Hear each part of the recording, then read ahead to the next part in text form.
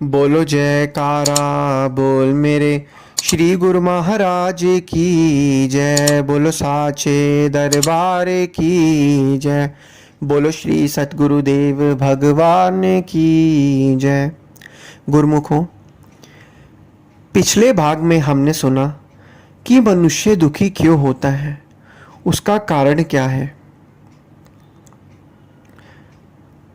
मनुष्य जैसा बोता है वैसा ही काटता है। आज हम यह समझेंगे।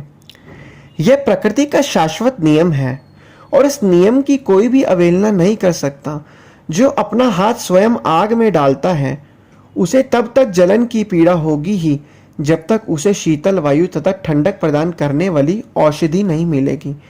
ठीक इसी प्रकार यही नियम मन के क्षेत्र में भी लागू होता है। घृणा, क्रोध, ईर्ष्या, काम, लोभ ये सभी प्रकार की अग्नियां प्रत्येक को स्पर्श करते ही जलाती हैं, जिसके कारण उसे उस जलन के दुख को भोगना ही पड़ता है।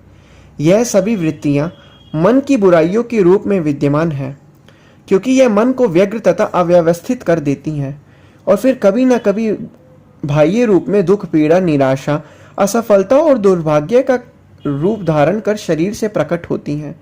जबकि प्रेम, नम्रता, सद्भावनाएं और पवित्रता आदि शीतल वायु के समान आत्मा को शांति और स्नेह देती हुई उसे शाश्वत सत्य के साथ एक रूप बनाती है और शरीर को बाह्य रूप में भी स्वास्थ्य, शांतमय वातावरण, स्थायी सफलता तथा सौभाग्य प्रदान करती है।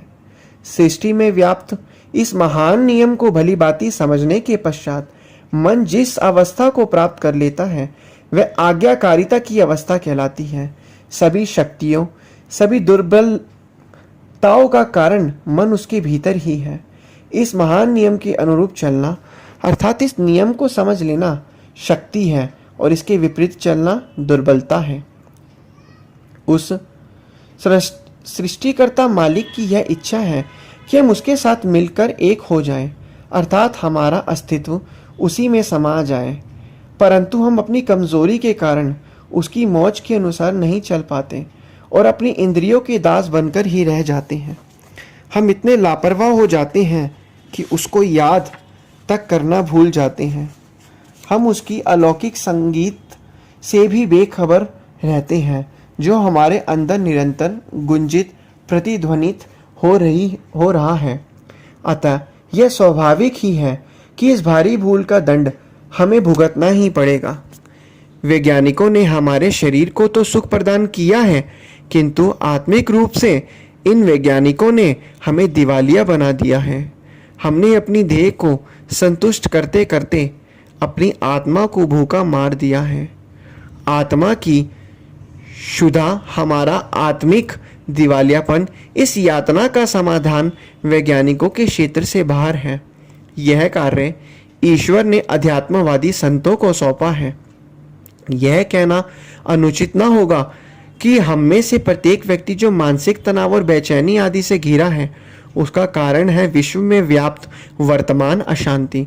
परिणाम स्वरूप शारीरिक सुखों और आत्मिक दिवालियापन से तंग आकर मुक्ति के लिए मनुष्य अब आत्मा के वैज्ञानिक संत महापुरुषों की ओर मुड़ रहा है। बोलो जयकारा बोल मेरे श्री गुरु महाराज की जय। बोलो साचे दरबार की जय।